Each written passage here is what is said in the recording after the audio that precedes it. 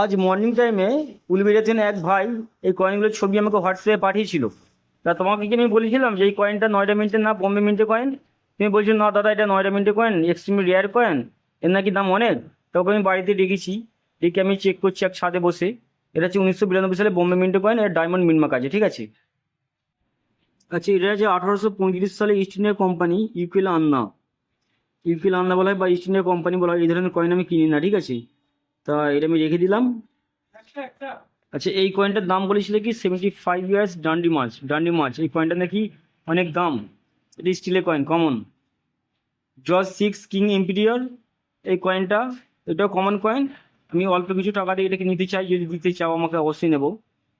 আচ্ছা, এটা হচ্ছে ন্যাশনাল ইন্টারগ্রেশন 1999, এটাও কমন কয়েন। না এগুলো চলবে না ভাই, কত দূর থেকে এসছে, এইসব কয়েন নেই। 1995 কমন, চলবে না।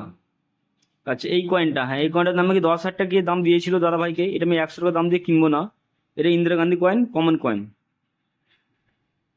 এটা 1988 সালে 1 টাকা। এই আমি বলেছি ভিডিওগুলি ভালোভাবে দেখলে এগুলো বুঝতে পারবে। এটাও কলকাতা মিন্ট, কমন। এটা এটা ফেক কয়েন, এটা কয়েন না, এটাকে টোকেন বলা হয়।